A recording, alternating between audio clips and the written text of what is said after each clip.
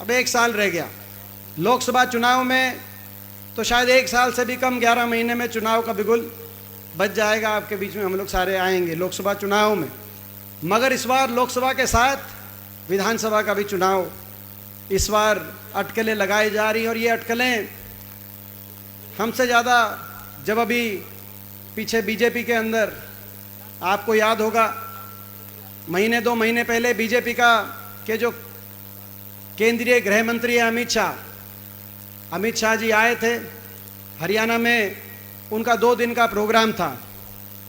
पहले दिन का कार्यक्रम तो उनका गोहाना में रैली थी, वो तो उनकी रद्द हो गई थी। होगी थी कि नहीं होगी थी?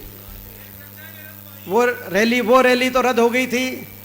बता रहे थे ठंड की वजह से लोग, मौसम ठंडा ज़्यादा मौसम था तो इसलिए लोग नहीं आए। ठंडा मत बता रहे हैं। फरवरी में रैली थी, ठंड ज़्यादा थी उस दिन। 6 जनवरी को पानीपत में ठंड कम थी, मगर इस बार दूसरा चल रहा है। इस बार जनवरी के बाद फरवरी में ज़्यादा ठंड हो गई थी। लेकिन पहला दिन कार्यक्रम उनका कैंसिल हुआ और उन्होंने भी सोच समझ के, जैसे पिछली बार प्रधानमंत्री जी जब भी आते थे रोहतक में रैली करते थे, 3-3 बार लोकसभा चुनाव में रोहतक में रैली करी, इस बार भी उन्होंने आके गोहाना में रैली करी। तो आप समझ सकते हो कि मगर वो आपको और मेरे को पता है और उससे हमें कोई एतराज़ भी नहीं।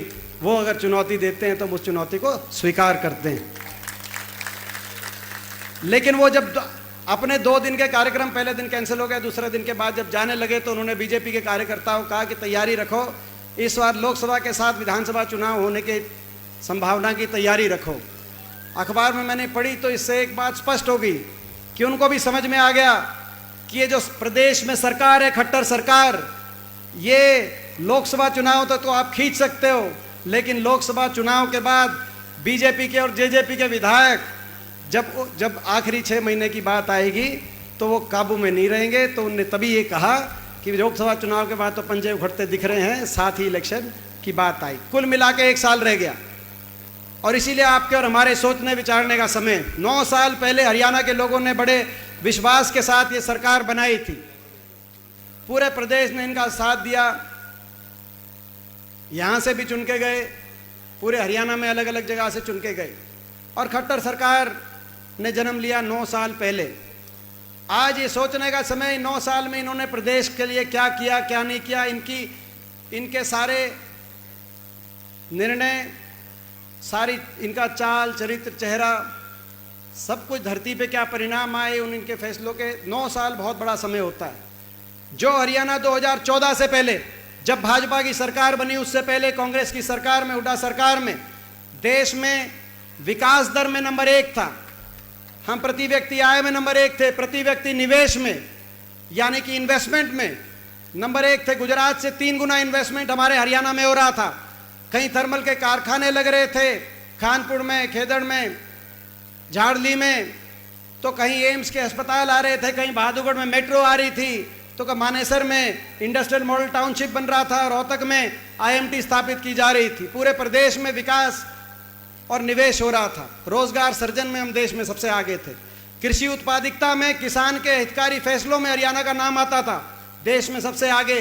खिलाड़ियों के सम्मान में पूरे देश की सारी सरकारें, उस समय हरियाणा देश में खिलाड़ियों के सम्मान में देश सबसे आगे माना जाता था। गरीब की कल्याणकारी योजनाओं में, चाहे 100 गज के प्लॉट के फैसले की बात हो, चाहे मकान की इंदिरा आवास योजना की बात हो, चाहे राशन कार्ड पे उस समय चीनी, तेल, दाल जो बंद हो गए उसकी बात हो, और चाहे बुढ़ापा पेंशन हो। आम आदमी की सरकार बन गई थी 2012 में, आपको याद, दिल्ली में, लेकिन तब भी हम डंके की चोट पे कहते थे कि देश में सबसे ज़्यादा कहीं पेंशन हरियाणा में होगी तो हरियाणा में होगी। सबसे ज़्यादा पेंशन उस समय देश में हरियाणा में थी।